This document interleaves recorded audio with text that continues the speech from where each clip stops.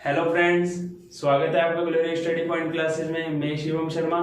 दोस्तों, आज हम क्लास 10th का जो मैथ्स का एग्जाम्स हुआ था 24 जून को, उसके कुछ क्वेश्चन सॉल्व करेंगे। सबसे पहले जो हम क्वेश्चन सॉल्व करेंगे वो हमारे एक एक नंबर वाले क्वेश्चंस होंगे, क्योंकि कई बच्चों को इन क्वेश्चंस में बहुत ज्यादा डाउट है। वो अपना डाउट क्लियर नहीं कर पा रहे हैं कि हमारा आंसर सही है या दूसरे वाले का आंसर सही है।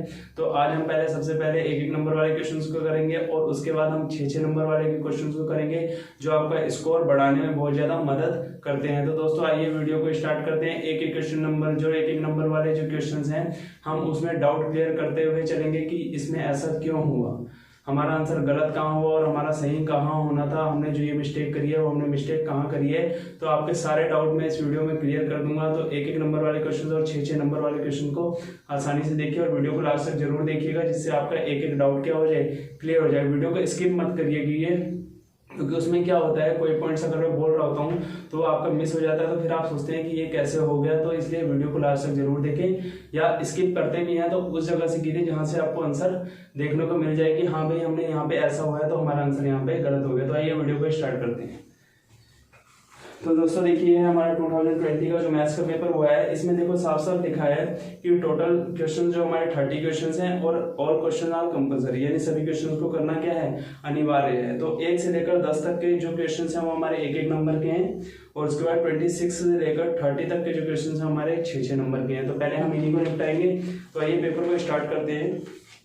देखो, क्वेश्चन नंबर फर्स्ट जो है, इसका आंसर तो सभी ने लिख ही दिया होगा, इसमें कोई दिक्कत वाली बात नहीं है। मैं पहले सीरियल डाल देता हूं 10 तक का, ठीक है। उसके जरिए हम क्वेश्चन को सॉल्व कर लेंगे आसानी से, ठीक है। 5th 6th, ठीक है। चलो पहले 6 करते हैं। 6 क्वेश्चन देखो, फर्स्ट वाले क्वेश्चन में हिंदी इंग्लिश दोनों में रीड कर देता हूँ। हिंदी मीडियम वालों के लिए भी हेल्प हो जाएगी और इंग्लिश मीडियम वालों के लिए भी क्या हो जाएगी, हेल्प हो जाएगी, ठीक है। निम्न में अपरिमेय संख्या है, यानी कह रहा है कि जो हमें फॉलोइंग नंबर दे रखे हैं, इनमें से हमारे इरेशनल नंबर कौन से होंगे। तो देखो, पहला नंबर दिया √3, √4 और 5 एंड 2/3। तो ठीक है, ये आप एनसीईआरटी बुक्स में भी देख सकते हैं। तो इसका आंसर फर्स्ट वाला आपका होगा √3। √3 हमारा कैसा एक नंबर है, इरेशनल नंबर हमारा है, ठीक है। इसको आप एनसीईआरटी बुक से भी देख सकते हैं, उसमें भी साफ साफ लिखा है √3 हमारा क्या होगा, एक इरेशनल नंबर है। क्योंकि √4 हम इसलिए नहीं ले सकते, क्योंकि √4 को अगर हमने सॉल्व करेंगे तो हमारा 2 आ जाएगा, और उसके अपॉन में हम 1 लेके उसे P/Q की फॉर्म में कन्वर्ट कर सकते हैं, ठीक है। और 2/3 P/Q की फॉर्म में, तो ये हमारा क्या हो जाएगा, रेशनल नंबर हो जाएगा। अगला वाला कह रहा है द्विघात बहुपद की घात होती है, यानी कहीं अगर हमें क्वाड्रेटिक पॉलिनोमियल दे रखी है तो उसकी डिग्री क्या होती है, ये हमसे कह रहा है। तो हमेशा क्वाड्रेटिक पॉलिनोमियल, आप मैंने इंट्रोडक्शन वाला वीडियो देख लेना। पॉलिनोमियल जो क्वाड्रेटिक पॉलिनोमियल वाला मैंने बना रखा है, उसमें मैंने 1 डिग्री 2 डिग्री और 3 डिग्री क्यूबिक पॉलिनोमियल या क्वाड्रेटिक पॉलिनोमियल, लीनियर पॉलिनोमियल, तीनों के बारे में बता रखा है। तो आप क्वाड्रेटिक पॉलिनोमियल, आपकी जो डिग्री होती है उसकी हमेशा 2 होती है, ठीक है। अगला वाला क्वेश्चन, जो थर्ड वाला क्वेश्चन है, वो कह रहा है हमें एक एपी दे रखी है जिसमें 4 10 एपी हमारी क्या है, देखो यहाँ लिख लेते हैं। थर्ड वाले क्वेश्चन को थोड़ा सा सॉल्यूशन कर लेंगे हम। 4, 10, 16, 22 डॉट डॉट डॉट कह रहा है इसका नेक्स्ट टर्म हमारा क्या होगा, नेक्स्ट टर्म्स हमें फाइंड करना है। हिंदी मीडियम वालों के लिए बोल दे रहा हूँ, अगला पद हमारा क्या होगा इसमें बताना है। तो देखो साफ सीधी बात है, अगला टर्म निकालने के लिए देखो A1 आपको दिया है, A2 आपको दिया है, A3 आपका गिवन है, A4 आपका गिवन है, ठीक है। तो आप क्या करेंगे, A1 आपको पता है कितना है, 4 है। D निकालने के लिए मैंने आपको बताया था, सेकंड वाले टर्म में से आप हमेशा फर्स्ट वाले टर्म को माइनस करते हैं। 10 में से आप जब 4 को माइनस करेंगे तो आपका कॉमन डिफरेंस यानी D जो आपका कितना आ जाएगा, 6 आ जाएगा। आपने देखो 4 तक गिवन है, नेक्स्ट टर्म यानी A5 आपने क्या करना है, फाइंड करना है। इसको फाइंड करने के लिए आप क्या करेंगे, A + 4D, यानी A की जगह आप वैल्यू पुट करेंगे कितनी, 4, और D की जगह आपकी वैल्यू कितनी आ जाएगी, 6। 4 6 24 प्लस यानी कितना आ जाएगा, 28 आपका यहाँ पे आंसर आ जाएगा। यानी आपका ऑप्शन नंबर सेकंड आपका क्या होगा, सही होगा, 28, ठीक है। फोर्थ वाले क्वेश्चन देखो, बहुत ही बढ़िया क्वेश्चन है।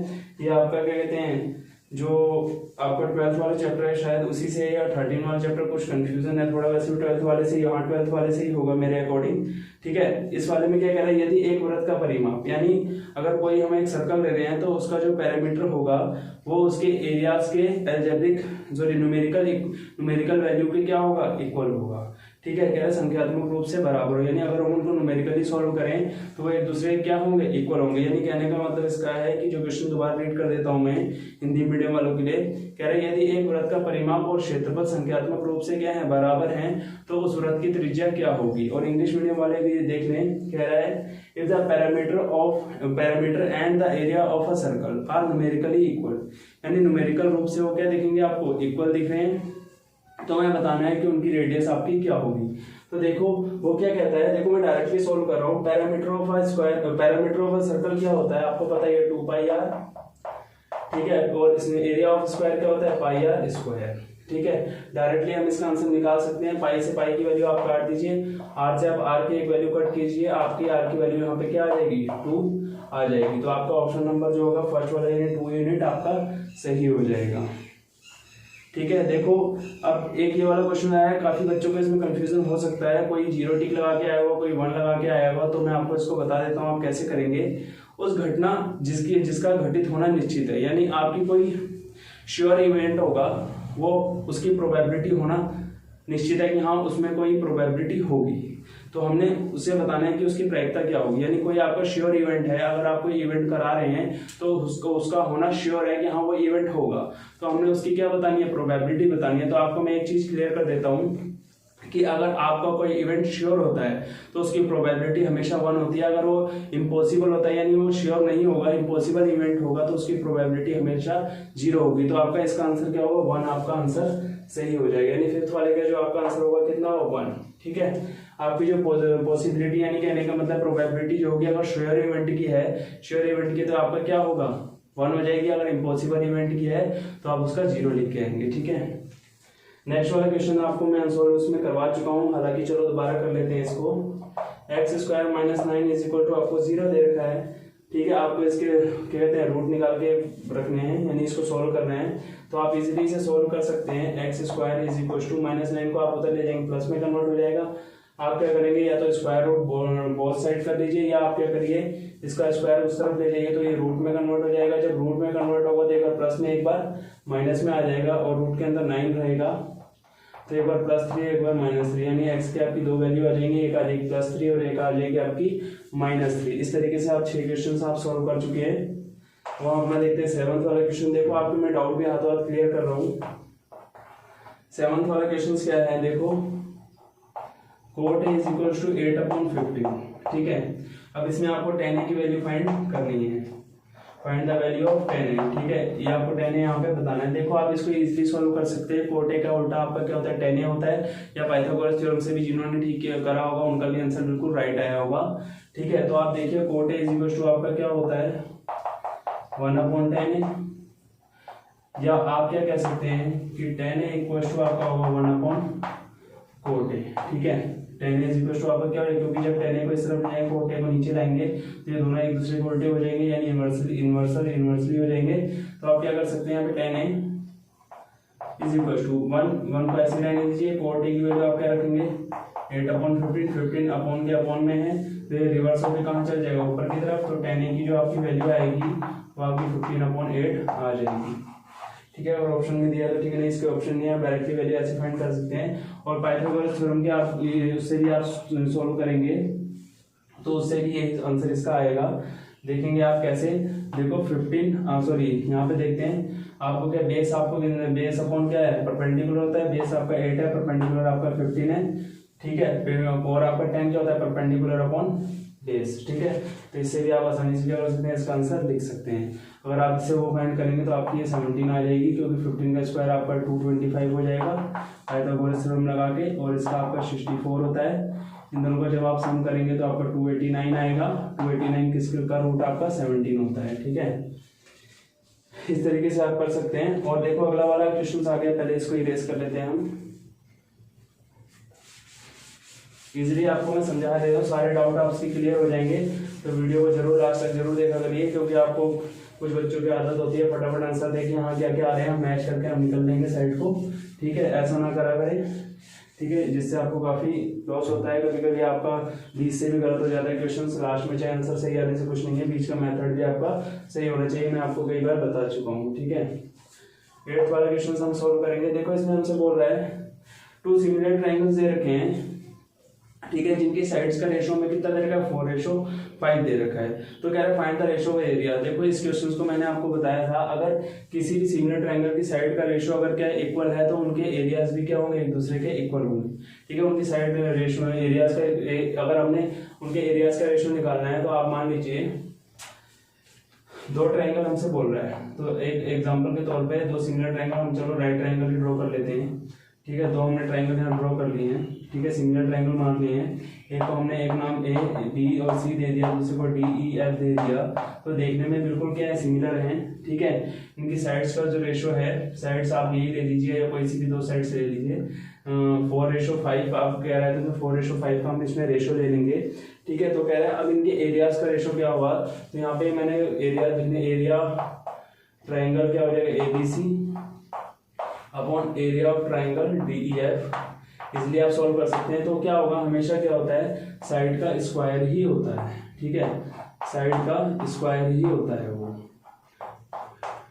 तो आप क्या कर लेंगे, 4/5 का होल स्क्वायर कर लीजिए, आपका आ जाएगा 16/25। ये आपका क्या हो जाएगा, आंसर राइट हो जाएगा। आप चाहें तो साइड अपॉन साइड आप जैसे कुछ भी ले सकते हैं। यहाँ पे एक साइड ले लीजिए AC अपॉन दूसरी का जो DF ले लीजिए। ट्रायंगल आपके सिमिलर है, साइड्स आप क्या ले सकते हैं, इक्वल रख सकते हैं। कोई भी एक साइड को आप सिमिलर दिखाने की वो कर सकते हैं। ठीक है, ट्रायंगल में राइट ट्रायंगल बना रखा है, आप कोई दूसरा ट्रायंगल ड्रॉ कर लीजिए। मैंने खाली एरिया ऑफ ट्रायंगल लिखने के लिए आपको ये ट्रायंगल बना के दिया है, अदरवाइज कोई और पर्पज से मैंने इसको सिमिलर शो नहीं किया है। ठीक है, हालांकि ये ट्रायंगल भी सही है। देखो अगला वाला क्वेश्चन बच्चों के मन में काफी डाउट पैदा कर रहा है। ठीक है, अगला वाला जो आपका क्वेश्चन है वो बच्चों के मन में काफी डाउट पैदा कर रहा है कि कई बच्चे सोच रहे होंगे हमारा आंसर सही है या गलत है। तो देखो इस वाले क्वेश्चन से भी हम आपके डाउट क्लियर कर देता हूँ। देखो लिखा है व्रत पर स्थित किसी बिंदु पर व्रत की कितनी स्पर्श रेखाएं हो सकती है, यानी इंग्लिश में देखो how many tangents are there to a circle passing through a point line on the circle. अगर हम किसी सर्कल पे, ठीक है, देखो आपने क्या है, एक सर्कल में छोटा सा ही ड्रॉ करा है। देखो 9th वाला क्वेश्चन है, इसके बाद हमारा 10th वाला क्वेश्चन होगा।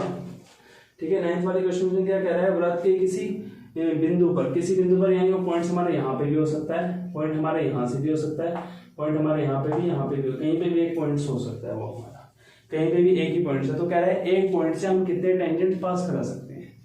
तो आप इस चीज को ध्यान रखिएगा कि अगर जो पॉइंट वो सर्कल पर कह रहे हैं, सर्कल पर पॉइंट है, तो आप उस पर सिर्फ एक ही टेंजेंट ड्रॉ कर सकते हैं। अदरवाइज मैं उसका रीजन भी आपको देता हूँ। अगर आप यहाँ से एक टेंजेंट गिराएंगे तो आपका टेंजेंट कुछ इससे चिपकाता हुआ बनाइएगा।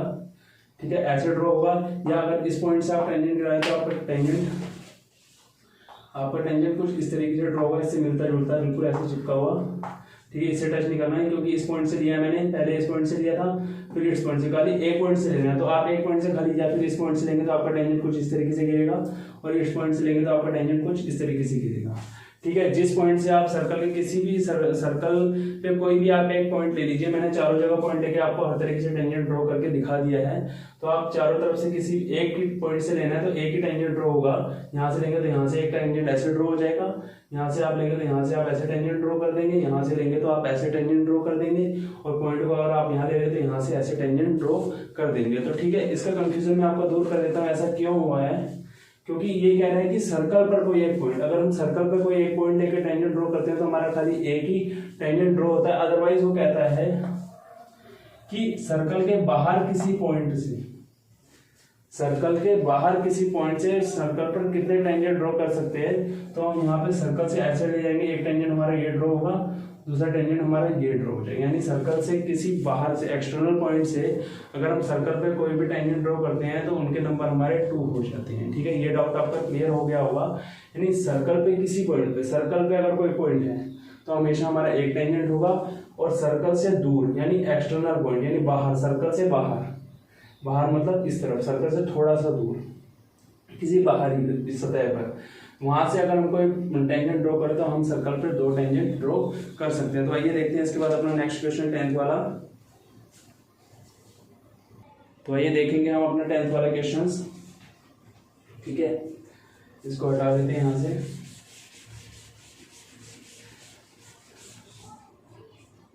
देखो हमारा नेक्स्ट वाला क्वेश्चन क्या है, 10th वाला क्वेश्चन है, काफी इजी क्वेश्चन है। तो इसके लिए हम पहले फॉर्मूला लिख देते हैं।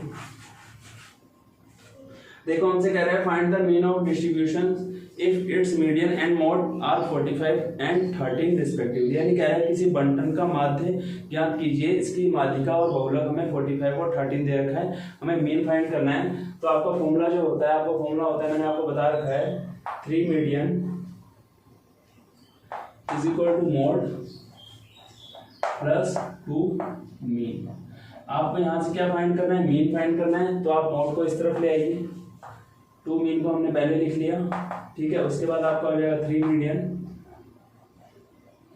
इस तरीके के क्वेश्चंस मैं आपको करवा चुका हूँ, ठीक है। और अपॉन में आप मीन निकालना है अपने खाली, तो मीन को आप ऐसे लिख लिया, 2 को आप यहाँ पे इन दोनों के अपॉन में मीडियन पहले वैल्यू रख लेते हैं हाथों हाथी।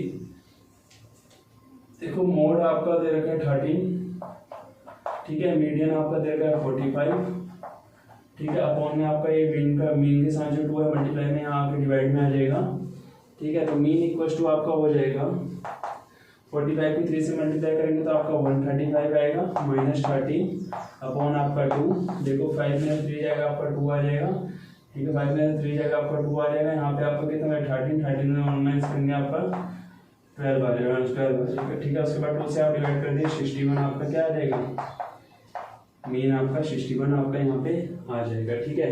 एक बार दोबारा मल्टीप्लाई कर 3 5 15 का 5 कैरी लगे 1 3 4 12 1 13, ठीक है। इस तरीके से आपका क्या हो गए, एक एक नंबर वाले हम 10 क्वेश्चन पूरे कंप्लीट कर लीजिए। अब हम आ जाते हैं हमें 6 नंबर वाले क्वेश्चन पे, जो हमारे 26 वाले क्वेश्चन हैं, ठीक है। हम इनको सोल्व करेंगे अब। तो आइए देखते हैं हम अपना 26 वाले क्वेश्चन। काफ़ी अच्छा क्वेश्चन है ये, 2-4 मिनट में हम इसको सोल्व कर लेते हैं। देखो हम खाली और वाले क्वेश्चन सोल्व नहीं करेंगे, या और वाले भी करने होंगे तो आप कमेंट बॉक्स में बता दीजिएगा, सर हमें और वाले क्वेश्चन बता दिए, कुछ ने और वाले अटेम्प्ट करे होंगे। तो हम अधिकतर कोशिश यही करेंगे जो नॉर्मल नंबर वाले क्वेश्चन हैं उन्हीं को सोल्व करें, ठीक है, क्योंकि वीडियो काफ़ी लंबा हो जाएगा, ठीक है। तो आइए देखते हैं इनको। हमारा क्या है, देखो ये बोल रहा है कि एक नाव 12 घंटे में धारा के प्रतिकूल, यानी धारा की दिशा में, धारा के प्रतिकूल और क्या कहते हैं धारा के अनुकूल 55 किलोमीटर जाती है, ठीक है। 12 घंटे में क्या करे, धारा के 35 किलोमीटर जा रही है, धारा के प्रतिकूल यानी उसके अपोजिट डायरेक्शन में जा रही है। और उसके बाद बोल रहा है कि डाउन स्ट्रीम में हो जाती है 55 किलोमीटर इन 12 आवर। अच्छा ये क्वेश्चन, हाँ ठीक है। इन 10 hours it can go 30 kilometre up stream and 44 kilometre down stream. यानी कह रहा है कि वो अगले 10 घंटे जो है उसमें वो क्या कर रही है, 30 किलोमीटर जो जाएगी वो क्या जाएगी, अप स्ट्रीम में जाएगी, और 44 किलोमीटर जो जाएगी वो कहाँ जाएगी, डाउन स्ट्रीम में जाएगी। तो आपको क्या बताना है, धारा की चाल, यानी जो धारा की चाल है बोले तो स्पीड ऑफ स्ट्रीम, एंड आपको जो स्पीड बतानी है and that of the boat in still water, यानी जो आपकी नाव की जो चाल होगी स्टिल वाटर में वो आपको बतानी है, ठीक है। तो आइए पहले से सपोज करते हैं कि किस चीज़ को हमने क्या लेना है, ठीक है। तो यहाँ आप लिखेंगे let the speed of the boat, ठीक है, in still water be x kilometre per hours, ठीक है। ऐसे ही यहाँ पे एंड करके आगे लिख लेते हैं, एंड स्पीड ऑफ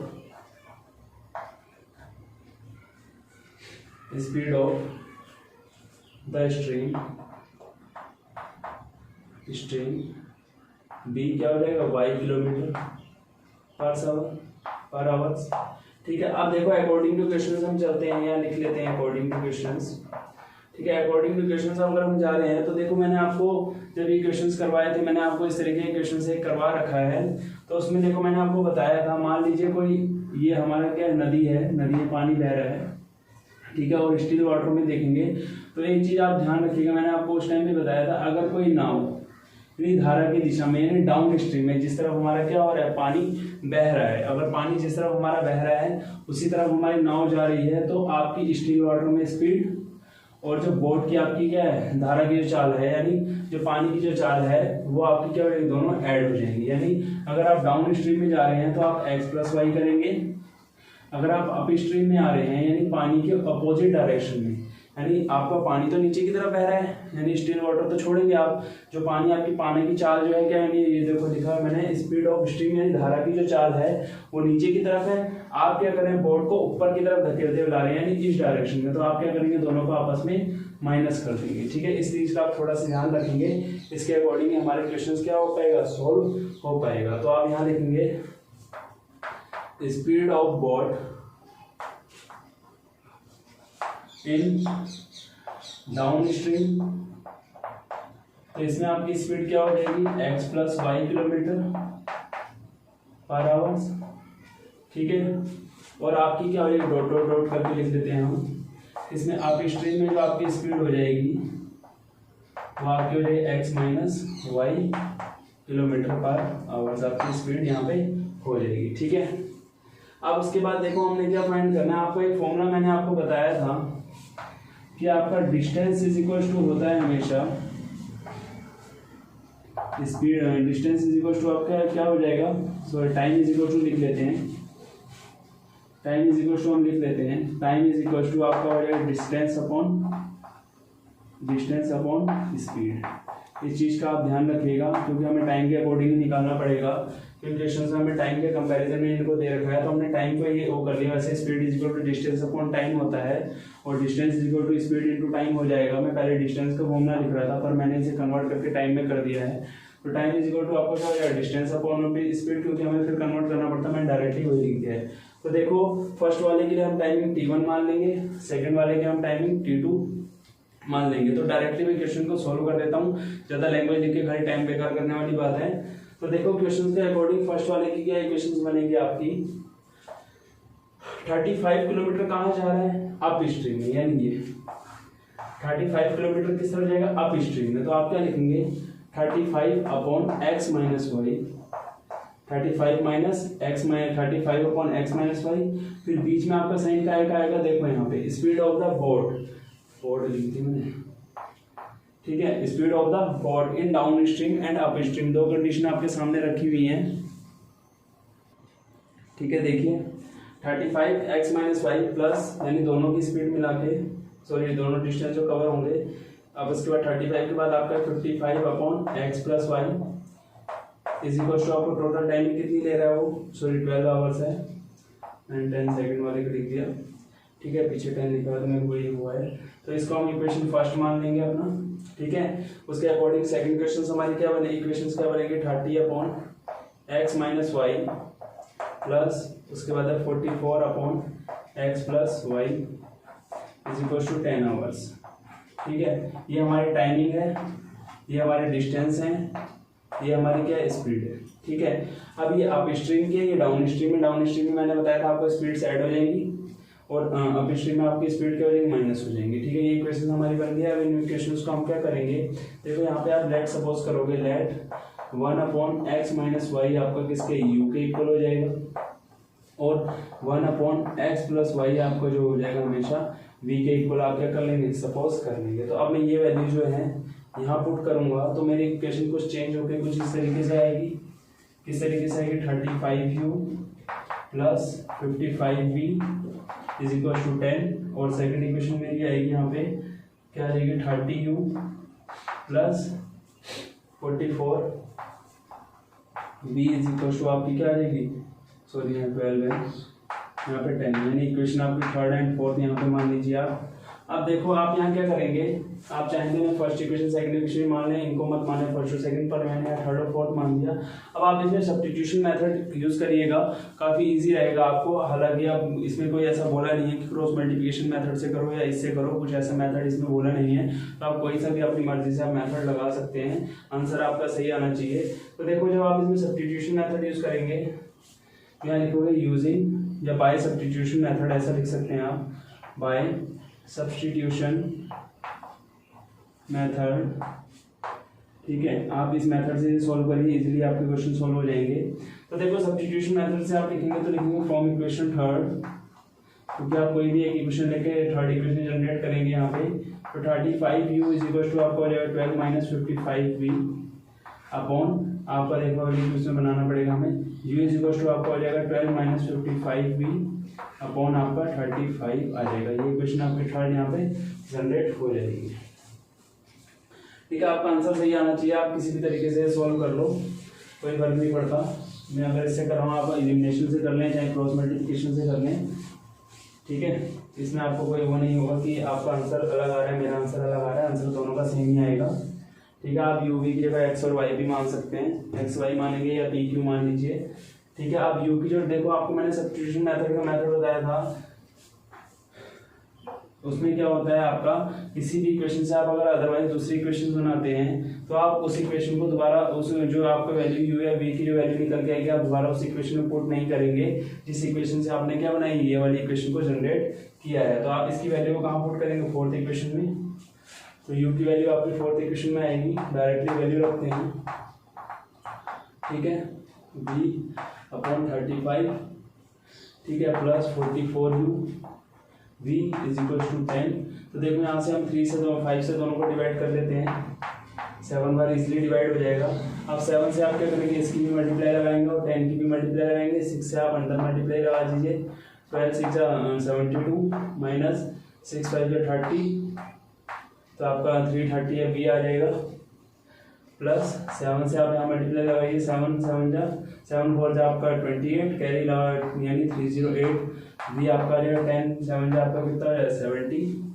ठीक है, आप 70 को पहले आप इनको सोल्व कर लेते हैं आसानी से। देखो यहाँ से 308 v माइनस करेंगे हम इसमें से, तो आपका आएगा 22v। ठीक है, यहाँ से इसको अभी ऐसे रहने देते हैं। आप इसको उठा के जब उस तरफ ले जाएंगे 72 को या 20v को, इस 22v को इस तरफ ले जाइए, 70 को आप इस तरफ ले आइए, 22v में इसको इस तरफ ले गया हूँ। ठीक है, आप ये मत सोचिएगा आपने यहीं रख दिया है, मैं इसको उस तरफ ले गया हूँ और इसको इस तरफ लाया हूँ। तो 72 में से आप 70 को माइनस करेंगे तो 22v इज इक्वल टू आपका 2 हो जाएगा। ठीक है, तो v इज इक्वल टू आपका आ जाएगा 2/22, आंसर 1/11 आपकी क्या आ जाएगी, v की वैल्यू आपकी आ गई है, कितनी है 1/11 आ गई है v की वैल्यू। ठीक है, अब इसके अकॉर्डिंग आप देखेंगे यहाँ पे v की वैल्यू आप यहाँ पुट करेंगे। क्वेश्चन थोड़ा लंबा है, ठीक है, आप चाहते तो उससे भी कर सकते, क्रॉस मल्टीप्लिकेशन उसमें भी आपको इतना ही पड़ता, कोई ज़्यादा शॉर्ट नहीं पड़ता। ठीक है, 55 इंटू 1/11/35, इससे आप इसको डिवाइड करेंगे, 5 बार इजिली डिवाइड हो जाएगा।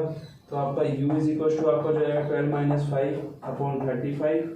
ठीक है, तो u इज इक्वल टू 12 - 5 यानी 7/35, 7 से डिवाइड करेंगे 1/5 आपका u का वैल्यू यहाँ पे आ गया है। ठीक है, अब u और v का वैल्यू आपको मिल गया है, तो आपने क्या सपोज करा था 1/x - y is equal to 1/u and 1/x + y आपको कितना था 1/v था। ठीक है, 1/u का वैल्यू हम यहाँ रख लेते हैं, x - y is equal to आपको कितना आ जाएगा, यहाँ पे देखिएगा 1/u की वैल्यू आपने कितनी निकाली है, सॉरी 1/u नहीं था, खाली u मान रखा है इसे। ठीक है, तो u की वैल्यू आपने कितनी निकाली है 1/5 और v की वैल्यू जो आपने निकाली है 1/x + y is equal to आपने कितनी निकाली है 1/11। ठीक है, क्रॉस मल्टीप्लिकेशन लगा दीजिए कुछ इस तरीके से आप, तो यह 5 is equal to x - y। ठीक है, ये आपकी इक्वेशन आपकी यहाँ पे आगे नाम दीजिए, कुछ भी दे दीजिए, फिर 4 तक आपकी हो गई थी, 5 तक आप इसके 6 नाम दे दीजिए। यहाँ पे कॉमा करके x + y is equal to कितना है 11 आ जाएगा आपका, ये इक्वेशन को आप 7th नाम दे दीजिए। ठीक है, आप इन इक्वेशन को आप इजीली सोल्व कर सकते हैं, कोई आपको दिक्कत वाली बात नहीं होगी और आपके यहाँ पे दोनों नंबर वैल्यू आपके सामने आ जाएंगी। ठीक है, एक्स और वाई की वैल्यू आप आसानी से फाइंड कर लेंगे। तो आप देखिए इक्वेशन को क्या करेंगे, मैंने आपको बताया था जहाँ पे आपको अपोजिट साइन दिखे आप हमेशा वहाँ पे क्या करिए एडिंग किया करिए। ठीक है, तो आप यहाँ पे इक्वेशन दोनों को क्या कर देंगे, ऐड कर देंगे। दोनों इक्वेशन को जब आप ऐड करेंगे तो देखिए ये तो आपके जुड़ जाएंगे यानी 2x हो जाएंगे, ये आपस में आपके कैंसिल हो जाएंगे, यहाँ पे दोनों ऐड होकर 16 आ जाएगा। ठीक है, ये पॉजिटिव रहेगा, ये पॉजिटिव रहेगा और ये आपका पॉजिटिव रहेगा। ठीक है, प्लस माइनस माइनस आपस में कैंसिल हो गए, यहाँ पे x का वैल्यू जो आपका आ जाएगा यानी 8 आ जाएगा।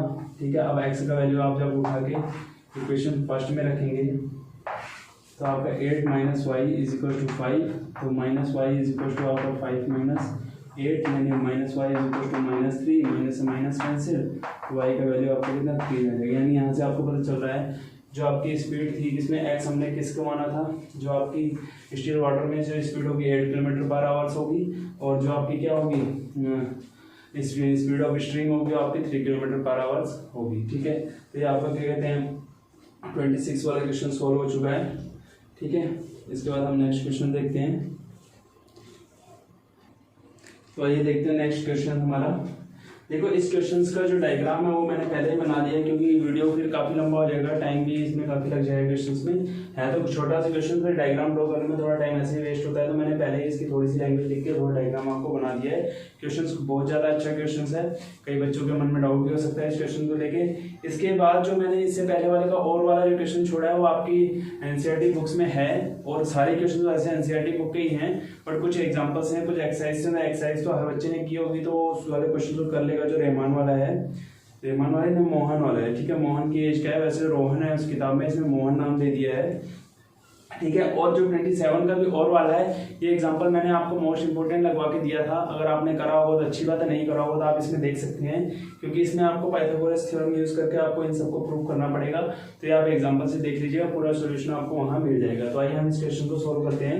देखो मैं इस क्वेश्चन को रीड कर रहा हूँ, उसके बाद आप इसको संस्कृत पढ़ लेंगे। हिंदी मीडियम वालों के लिए पहले हिंदी में पढ़ लेते हैं, फिर इंग्लिश में पढ़ोगे, इंग्लिश में पढ़ लेंगे। कह रहे सिद्धि कीजिए, किसी बाह्य बिंदु से वृत्त पर खींची गई स्पर्श रेखा के बीच कोण स्पर्श बिंदु को मिलाने वाले रेखाखंड द्वारा केंद्र पर आंतरिक कोण का संपूरक होता है।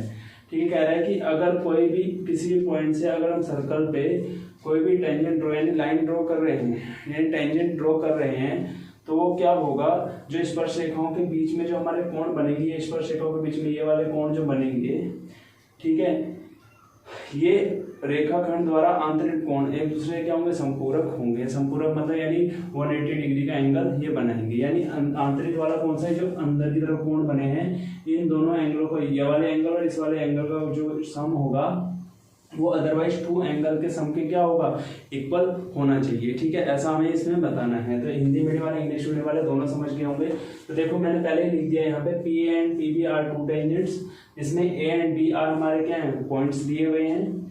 ठीक है, इसमें कॉन्टैक्ट ऑफ द टेंजेंट जो हमारे किससे जुड़े हुए हैं, एक टेंजेंट से, जो हमारा एक टेंजेंट बनाने का काम कर रहे हैं। ठीक है, अब यहाँ से मैंने दिखा दिया ओ ए परपेंडिकुलर है ए बी पे, यानी ओ ए परपेंडिकुलर है किस पे, ए बी पे। सिंपल सी बात है, देखो ए बी हमारे एक ही लाइन है, इसमें हमने परपेंडिकुलर गिरा रखा है। ऐसे ही ओ बी हमारा परपेंडिकुलर होगा किस पे, बी पे। इतना सा आपका क्लियर हो गया है। उसके बाद आप यहाँ देख सकते हैं ओ ए पी, ठीक है, ओ ए पी और ओ बी पी हमारी क्या है, ये देखो ये सर्कल हमारा ओ ए हमारा क्या होगा, सर्कल की रेडियस, और ओ बी भी हमारा क्या होगा, सर्कल की रेडियस होगा। तो यहाँ पे देखो जहां से ये ओ बी पी ये कुछ एंगल बना रही है, कितने डिग्री का, 90 डिग्री का एंगल बनवा रही है, और यहाँ पे भी देखो 90 डिग्री का एंगल बन रहा है। तो इसलिए हमने क्या लिख दिया, angle O A P equal होगा किसके, एंगल ओ बी पी के। तो आप क्या कह सकते हैं, किसके इक्वल है, 90 डिग्री का। और ये किसका काम करे, रेडियस और tangent are perpendicular to each other, यानी ये साथ में रेडियस भी है और टेंजेंट भी है। ठीक है, टेंजेंट पे क्या कर रहे हैं, रेडियस जो है ये टेंजेंट पे गिरी हुई है। ठीक है, तो ये क्या कर रही है, रेडियस और tangent are perpendicular to each other, यानी एक दूसरे क्या है, रेडियस और टेंजेंट एक दूसरे क्या है, परपेंडिकुलर हैं। ठीक है, तो आप यहाँ से हम इसे आगे सोल्व करेंगे। तो देखो आपको यहाँ पे ओ ए पी बी या ओ बी पी ए कुछ भी आप ले सकते हैं, वो आपको क्या दिख रहा है, क्वाड्रिलेटरल दिख रहा है। तो आप यहाँ लिख लेंगे in quadrilateral O A P B. ठीक है, तो लिख लेंगे आप, ठीक है, आप क्या लिख लेंगे, ओ ए पी बी। ठीक है, इसमें आप देखो पहले एंगल किस तरीके से लिखेंगे, मैंने आपको बता दिया है। आपको बताना है कि कोई भी 2 एंगल जो हमें गिवन कर रखे हैं उनका जो सम है अदरवाइज 2 एंगल्स के इक्वल आना चाहिए। तो हम इसको सॉल्व कर लेंगे। देखो क्वाड्रिलेटरल के अगर आप एंगल लेंगे तो पहले लेंगे angle O A P plus angle O B P.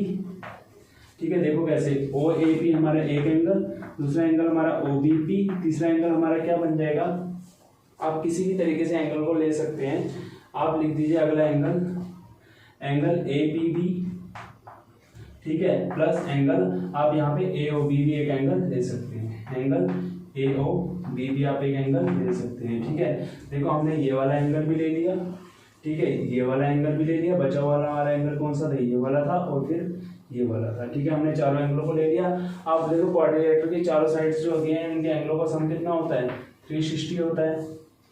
ठीक है, यहाँ से आपको पता चल रहा है एंगल OAP और OBP इसके इक्वल है 90 डिग्री के, तो इसकी जगह मैं 90 डिग्री पुट कर दूंगा और इसकी जगह भी मैं कितने पुट कर दूंगा 90 डिग्री। यहाँ पे हमारा APB plus angle AOB is equal to कितना रहेगा 360। ठीक है, इतना ही तो रहेगा 360। उसके बाद इन दोनों का सम करेंगे आपका कितना आ गया 180 plus angle APB plus angle AOB is equal to आपका 360। तो यहाँ से आप इन दोनों एंगलों का सम निकालेंगे तो आपका कितना आ जाएगा 360 माइनस 180। ठीक है, 360 माइनस 180 तो आपका यहाँ 180 डिग्री आ जाएगा, जो हमारा क्या है एक सप्लीमेंट्री एंगल है। ठीक है, यही आपको क्या करना था प्रूव करके आपको दिखाना। तो आइए देखते हैं इसके बाद नेक्स्ट क्वेश्चन हमारा कौन सा है। नेक्स्ट क्वेश्चन है हमारा 28 वाला। तो आइए देखेंगे आप नेक्स्ट क्वेश्चन जो है इसको इरेज कर लेते हैं।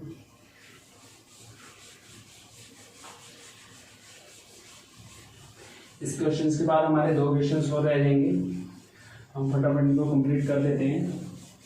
ये काफ़ी इजी क्वेश्चन है, काफ़ी टफ, कोई ज़्यादा टफ क्वेश्चन नहीं है।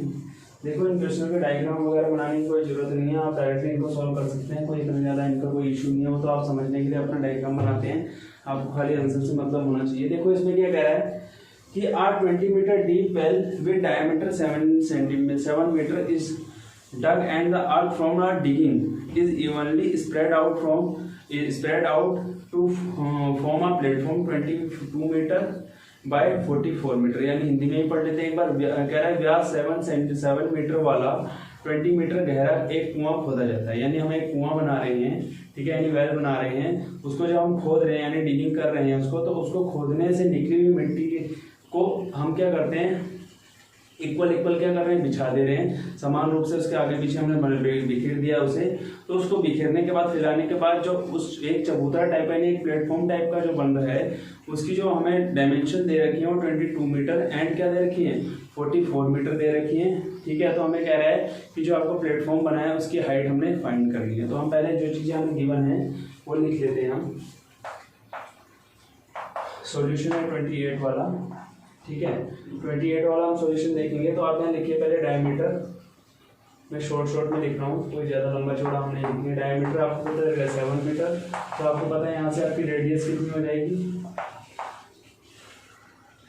रेडियस आपकी कितनी आ जाएगी 7/2 मीटर।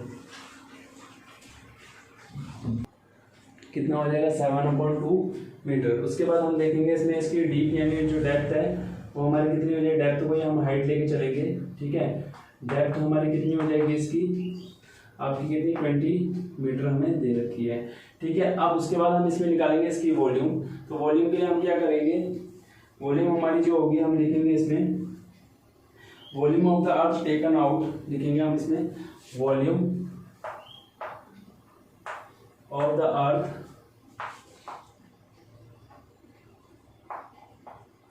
Taken out. उसके बाद हमारा रहेगा टेकन आउट के बाद हम लिखेंगे फ्रॉम द वेल। ठीक है, फ्रॉम द वेल यानी जो हमने मिट्टी जो है कहाँ कुएं से बाहर निकाली है उसको जो हमने बिखेरा है, तो उससे जो हमारी उसकी जो हम वॉल्यूम निकालेंगे तो हमारी वॉल्यूम इसकी क्या रहेगी πr²h। ठीक है, ये तो गर्मी हो रही है इतनी। ठीक है, πr²h। तो देखो पाई की वैल्यू पाई रहने देते हैं, अभी हम इसे पाई की वैल्यू 22/7 नहीं रख रहे हैं, क्वेश्चन में हमें बोल रखा है, कुछ भी नहीं बोला है, कोई बात नहीं। आर की वैल्यू हमें पता है हमारी कितनी है 7/2 स्क्वायर इंटू एच हमारा कितना है 20। इसको हम आसानी से सॉल्व कर लेंगे। 7×7 = 49, 2×2 आपका 4 हो जाएगा। 4 से इसे डिवाइड करें कितनी बार 5 बार आपका डिवाइड हो जाएगा। ठीक है, तो पाई इंटू 49 इंटू 5 आप इसे ऐसे ही रहने दीजिए, अभी कोई दिक्कत वाली बात नहीं है। अब नेक्स्ट उसमें देखते हैं हम क्या निकालेंगे, जो हमारा प्लेटफॉर्म है प्लेटफॉर्म के लिए हमें निकालना पड़ेगा। ठीक है, तो लेट हाइट ऑफ प्लेटफॉर्म हम पहले क्या मान लेंगे एच मान लेंगे। तो यहाँ लिखते हैं लेट हाइट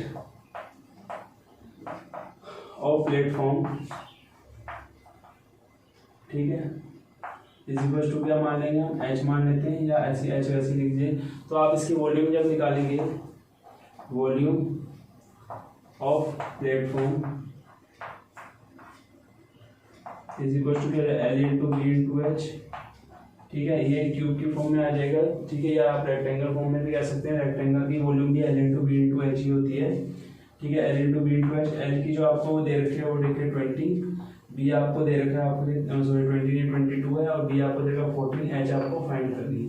अब आप एक चीज़ देखेंगे, जब आपने कुएं से मिट्टी बाहर निकाली है तो उसी मिट्टी को तो आपने फैला के रखा है ना, तो आपकी जो कुएं की जो वॉल्यूम जो आपने खोदा है उसकी जो वॉल्यूम होगी उसको आप किसके इक्वल शो कर देंगे, जो आपने प्लेटफॉर्म बनाया है उसकी वॉल्यूम के क्या कर देंगे, इक्वल शो कर देंगे, ठीक है। तो मैं डायरेक्टली इसको सोल्व कर देता हूँ, इतने से पोर्शन में हमारा ये सोल्व हो जाएगा, ठीक है, ये लैंग्वेज आप लिख चुके होंगे। तो हम क्या करेंगे, जो हमने कुएं से मिट्टी बाहर निकाली है कुआं बनाने के लिए, उसी से हमने उसका प्लेटफॉर्म बनाया है, तो हमें इससे क्या पता चलता है, जो हमारा प्लेटफॉर्म बना है उसकी वॉल्यूम हमारी क्या होगी, कुएं की वॉल्यूम की क्या हो जाएगी, इक्वल हो जाएगी, ठीक है। तो हम यहाँ लिखेंगे वॉल्यूम ऑफ ये जो भी है of platform equal to volume of, short में लिख दे रहा हूँ, वैल्यू लिख देता हूँ, आपको आंसर से वो है। तो हम यहाँ देखिए प्लेटफॉर्म की वॉल्यूम जो है 22 इंटू आपको कितना है 14 into H is equal to 5 into 49 into 5। आप यहाँ से देखिए, आप इजीली इनको सॉल्व कर लीजिए, एच इज इक्वल टू आपका कितना हो जाएगा, पाई की वैल्यू आप यहाँ रखिए 22/7 इंटू 49 इंटू 5। अब आप इसको 22 इंटू 44 है, इधर मल्टीप्लाई में, इधर आपके कहाँ जाएगा आपका डिवाइड में।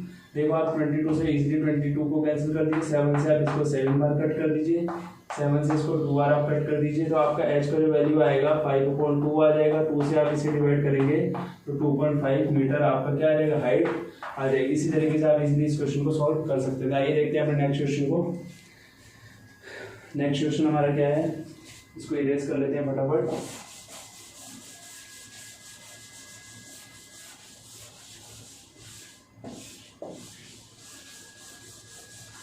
ठीक है, देखो इस वाले नेक्स्ट वाले क्वेश्चंस को मैंने आपको अनसोल्व पेपर में भी करवाया था, उसमें भी आपको काफी अच्छे से समझ आ गया होगा। देखो इसमें क्या बोल रहा है कि एक मीनार के 5 बिंदु, यानी एक मीनार है, यहाँ चलिए इंग्लिश में पढ़ लेते हैं। The angle of elevation of the top of a building from the foot of the tower is 30 degree. यानी कह रहा है कि एक मीनार के 5 बिंदु से भवन के शिखर का उन्नयन कोण, मान लीजिए आप यहाँ पे एक पोल खड़ा चाहिए, ठीक है, क्या करेंगे आप एक ऐसा टावर खड़ा कर दीजिए, एक तरफ ऐसे क्या कर दीजिए, बिल्डिंग खड़ी कर दीजिए, ठीक है, क्या कर दीजिए, बिल्डिंग खड़ी कर दीजिए, ठीक है। बेस दोनों के आसानी से आपको मिलाने पड़ेंगे, उसकी कोई दिक्कत नहीं है। अब आपसे क्या कह रहा है, आपने इसको बिल्डिंग मान रखा है, इसको टावर मान रखा है, तो फर्स्ट वाली कंडीशन में क्या कह रहा है, भवन के शिखर यानी बिल्डिंग के शिखर का जो उन्नयन कोण है, ठीक, कहाँ से, मीनार के पास बिंदु यानी टावर के जो फुट पॉइंट से इस तरीके से, ठीक है, क्या बोले, मीनार के 5 बिंदु से भवन के शिखर का, यानी यहाँ से जो ये एंगल बन रहा है आपका 30 है, और जो मेट्रिक उसके बाद फिर आगे बोल रहा है कि भवन के 5 बिंदु से, यानी भवन का जो ये है 5 बिंदु यानी फुट पॉइंट जो है, यहाँ से आपका जो एंगल बन रहा है वो आपका कितना बन रहा है, 60 डिग्री। उसके बाद इसने बोला है मीनार की जो ऊंचाई है आपको 50 दे रखी है, हाइट ऑफ बिल्डिंग आपको निकालनी है। क्या निकालना है आपको, हाइट ऑफ बिल्डिंग। बहुत ही इजी क्वेश्चंस हैं, आप इनको नामकरण कर देते हैं इनका। आइए इसको नाम दे देते हैं हम ए बी सी और डी, इजीली हम इनको नाम दे दिया, ठीक है, ठीक है, नाम हमने इनको दे दिया है। उसके बाद हम देखेंगे, देखो A B C, in triangle A B C लेते हैं क्योंकि हमें इसमें सब वैल्यू गिवन है, एंगल भी हमें गिवन है, इसमें बेस को हमने एक्स मान लिया है, ठीक है, कोई दिक्कत वाली बात नहीं है, बिल्कुल सिंपल तरीके से इनको सॉल्व करेंगे। 29 आपका क्वेश्चन है। देखो A B C, in triangle क्या हो जाएगा, इन ट्राइंगल ए बी सी, ठीक है, तो क्या हो जाएगा, 10 60 इज इक्वल टू आपका आ जाएगा क्या, परपेंडिकुलर आपका ये है, बेस आपका ये है, परपेंडिकुलर अपॉन बेस में आप साइड नहीं लिख रहा हूँ, A B upon B C नहीं लिख रहा हूँ, डायरेक्टली सॉल्व करते हैं, ठीक है। tan 60 की वैल्यू क्या होती है, sin 60 की वैल्यू √3/2 और cos 60 की जो वैल्यू होती है 1/2 होती है, तो आपको खाली यहाँ पे tan 60 का जो वैल्यू आएगा √3 आ जाएगा, ठीक है, अपॉन x, तो यहाँ से x का वैल्यू जब आप गेन करेंगे तो 50/√3 आएगा। ये क्वेश्चन फर्स्ट, इसे आप नाम दे दीजिए। अकॉर्डिंग टू क्वेश्चन दोबारा आ जाएंगे हम। ट्रायंगल कौन सा ले लेंगे, अगेन करके ट्रायंगल डीसीबी ले लेते हैं, ठीक है। डीसीबी में आप देखेंगे क्या हो जाएगा, 10 30 इज इक्वल टू आपका हो जाएगा एच अपॉन एक्स। ठीक है, 30 की वैल्यू आपकी 1/√3 होती है। वैल्यू को थोड़ा आप याद रखेंगे इसलिए आपके क्वेश्चन इजीली हो जाएंगे। 1/√3 होती है। उसके बाद आप देखो यहाँ पे एस तो ऐसे कैसे रहेगा, आप क्या करेंगे, एक्स की वैल्यू कहाँ से, इक्वेशन फर्स्ट से आप क्या रख देंगे 50√3। ठीक है, अब आपको एक चीज मैं बता देता हूँ, जब अपॉन के अपॉन में नंबर होता है तो रिवर्स होकर कहाँ चले जाता है, ऊपर की तरफ चले जाता है। 50 आपको क्रॉस मल्टीप्लिकेशन लगा के कहाँ आ जाएगा, इस तरफ आ जाएगा। तो यहाँ पे आप देखेंगे h into √3 is equal to आपका कितना हो जाएगा 50/√3। अब देखो यहाँ नंबर एक आए में है, रूट मल्टीप्लाई में इधर आके डिवाइड में आएगा, यानी √3 इंटू √3। ठीक है, तो यहाँ पे h का जो वैल्यू आपके सामने निकल के आएगा वो आपका आएगा 50 अपॉन, देखो √3 की √3 जब आप मल्टीप्लाई करेंगे तो खाली 3 आ जाएगा। आप इसे 50/√3 भी लिख सकते हैं, या आप इसको फ्रैक्शनल फॉर्म में लिखेंगे तो आपका आएगा 62/3 मीटर। ये भी आपका आंसर है। 50/3 भी जिसका आंसर आ रहा है वो भी सही है, और 62/3 जिसका आंसर आ रहा है वो भी, दोनों सही है। कंफ्यूज ना हो, कोई सोच रहा हो मैंने 50/3 लिखा है तो मेरा गलत हो जाएगा, नहीं ऐसा नहीं होगा, ये बिल्कुल सही आंसर है आपका। ठीक है, आइए देखते हैं नेक्स्ट क्वेश्चन क्या है हमारा। सॉरी, नेक्स्ट क्वेश्चन हमारा क्या देखते हैं। लास्ट क्वेश्चन हमारा इसका 6 नंबर वाला। इसके बाद अपने नेक्स्ट वीडियो में हम जो है अपना क्या है 2 या 3 नंबर वाले क्वेश्चन को सॉल्व करेंगे। देखो ये क्वेश्चन काफी इंपॉर्टेंट है। ठीक है, मैं आपके कंफ्यूजन भी दूर कर रहा हूँ इसलिए मुझे थोड़ा टाइम लग जा रहा है, नहीं तो इन क्वेश्चन को मैं आधे घंटे में भी सोल्व कर सकता था। देखो टेबल बना लेते हैं फटाफट। क्लास इंटरवल दे रखा है, क्लास इंटरवल, ये लास्ट क्वेश्चन है आपका 30 नंबर का। ठीक है, क्लास इंटरवल आपको दिया हुआ है, इंटरवल, और यहाँ पे आपको फ्रीक्वेंसी भी दी हुई है, फ्रीक्वेंसी। ठीक है, लिख लेते हैं फटाफट। लेस देन 140, तो यानी कहाँ से आएगा, लेस देन 140 रहने देते हैं, कोई बात नहीं। ठीक है, इसमें कोई ऐसा वो नहीं करना हमने, चलो रहने देते हैं। लेस देन 140 चौकी बदल देते हैं पहले यार, इसी लिख लेते हैं लेस देन 140। ठीक है, उसके बाद 140, 145, 145 to 150, 150 to 155 and 155 to 160 and 160 to 165। ठीक है, इस तरीके से आप उनकी वैल्यू को रख देंगे। आपको जो जो दे रखा है यहाँ पे लाइन को थोड़ा लंबा कर लेते हैं, बॉक्सेस टाइप का रख देते हैं यहाँ पे। ठीक है, अब क्वेश्चन को हम रीड कर लेते हैं। क्वेश्चन में हमसे बोला गया, हमने इंडेक्स तो बना लिया इसका 4 7 18 4 7 18 11 6 और 5। ठीक है, ये आपका इंडेक्स यहाँ बन चुका है। क्वेश्चन जो हमें कह रहा है फाइंड द मीडियन, मीडियन आपको फाइंड करना है और फॉलोइंग फ्रीक्वेंसी आपको गिवन करके। तो देखो मीडियन फाइंड करने का लास्ट क्वेश्चन हम फटाफट से कर लेते हैं। तो मीडियन फाइंड करने के लिए आपको पहले सीएफ फाइंड करना होता है। सीएफ फाइंड करने का सबसे पहला तरीका, आपको फर्स्ट वाला नंबर आपका वैसे ही आता है और उसके बाद आप नीचे वाले नंबर को इसमें जोड़ दे जाते हैं। ठीक है, इसलिए आप इसमें टोटल करते जाएंगे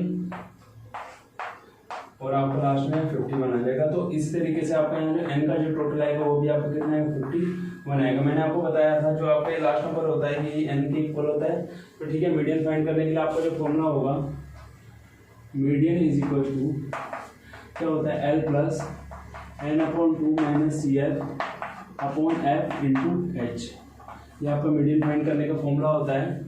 तो देखो अब आपको यहाँ देखना होगा कि आपका f क्या होगा और CF आपका क्या होगा। मैंने आपको बताया था जो आपकी फ्रीक्वेंसी दी होती है उसमें जो सबसे बड़ा नंबर होता है वही आपका f होता है, यानी f आपका कितना होगा 18, और f के जस्ट सामने वाली जो लोअर लिमिट होगी वही आपकी l की वैल्यू होगी यानी L1, और f के सामने जाने पे उसके ऊपर वाला नंबर आपका क्या करेगा CF का काम करेगा। ठीक है, इस चीज को आप बहुत बड़ा ध्यान रखेंगे। अब मीडियन निकालना है तो वैल्यू पुट कर लेते हैं, मीडियन को बार बार नहीं लिखेंगे, हम डायरेक्ट वैल्यू फाइंड करते हैं। तो आप यहाँ देखेंगे, यहाँ पे आपका कितना है थर्ड वाले पॉइंट में आपकी वैल्यू कितनी है 145 प्लस सॉरी एन की वैल्यू 51/2 माइनस CF की वैल्यू आपकी कितनी आ रही है 11, थर्ड पॉइंट पे 11 ही है। ठीक है, अपॉन F की वैल्यू आप यहाँ देखेंगे, F की वैल्यू आपकी 18 है। ठीक है, इंटू एच की वैल्यू आपको देखो, एच जो होता है आप क्लास इंटरवल, जो आप क्लास इंटरवल दे रखे हैं जैसे 140 टू 145, 145 टू 150, इन दोनों नंबर को जो बीच का डिस्टेंस जो होगा वो आपका क्लास इंटरवल हो जाएगा। एच इज इक्वल टू आप 5 ले लेंगे यहाँ पे, ठीक है। आप 2 से इसे इजीली डिवाइड कर लीजिए, 2 से आप इसे इजीली डिवाइड करेंगे तो आपका आ जाएगा 25.5 माइनस 11 अपॉन 18 इंटू 5, ठीक है। 145 प्लस इसमें से इसको माइनस करिए, 5 का इसके पीछे पॉइंट आगे 0 बढ़ा लीजिए, यहाँ पे 5 ऐसे लिखेंगे, 5 में से 1 जाएगा 4 और 2 में से 1 जाएगा 1 इंटू 5 अपॉन आपका 18 आ जाएगा यहाँ पे 145 प्लस इसके आप मल्टीप्लाई करिए, 5 5 जो 25, कैरी लग गया 2, 5 4 है 20 और 2 22, कैरी लग गया 272.5 अपॉन 18। तो आप जब इसे यहाँ से डिवाइड करेंगे तो रफली हम डिवाइड कर लेते हैं, यही शॉर्ट में कर लेते हैं, ठीक है। 72.5 को हम डिवाइड करेंगे किससे, 18 से, 18 4 से 72 होता है, ठीक है। ये आपका 0.5 आ जाएगा। तो यहाँ पे आप पॉइंट लगाएंगे, ठीक है, यहाँ पॉइंट लगाएंगे तो यहाँ आपका पॉइंट हट जाएगा, ठीक है। यहाँ पॉइंट लगाने से आपका यह पॉइंट हटेगा, आप फिर यहाँ 0 लगाएंगे तो यहाँ पे आप 0 बढ़ा लेंगे, 18 2 आपका कितना हो जाएगा 36 हो जाएगा, 82 जो आपको कितना हो जाएगा 36 हो जाएगा।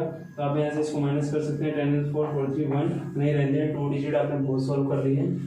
इसको आप क्या कर लेंगे 14.02 आप लिख सकते हैं, ठीक है। हालांकि आपके उसमें एग्जांपल भी दिया हुआ है एनसीईआरटी में, प्लस 4.02 थोड़ा पॉइंट में अगर यहाँ डिवाइड देख दीजिएगा और थोड़ा सा मिस्टेक हुआ तो आप सही कर लीजिएगा, ठीक है। मतलब मैं ऐसे तो मेरे हिसाब से हुआ नहीं है, बट अगर हुआ भी होगा तो आप चेक कर लीजिएगा। तो आपका यहाँ जो आंसर आएगा 149.02 आपका क्या आ जाएगा, मीडियन आपका फाइंड होके आ जाएगा, ठीक है। इसी तरीके से आपका क्या होगा दोस्तों, हमने 2020 का जो था 1 नंबर और 6 नंबर वाले सारे क्वेश्चन सॉल्व कर दिए, और वाले जो क्वेश्चन है वो आपको सब किताब में मिल जाएंगे, उनको आप इजीली सॉल्व कर सकते हैं, ठीक है। इसलिए वो क्वेश्चन मैंने सॉल्व नहीं करे हैं। दोस्तों आप अगले नेक्स्ट वीडियो में हम 2 नंबर और 3 नंबर वाले क्वेश्चन को सॉल्व करेंगे, ठीक है। तो उस वीडियो को भी आप जरूर देखिए, उसमें आपको कुछ अगले नेक्स्ट चैप्टर जो मैंने पढ़ाना है, जिसमें वीडियो बनाऊंगा इसमें पेपर सॉल्व करने के बाद, उसके बारे में मैं आपको अच्छी टिप्स दूंगा, ठीक है। और जो क्लास 10th के एग्जाम्स हो चुके हैं उसके बाद वो क्लास 11th में बच्चे जो आ गए हैं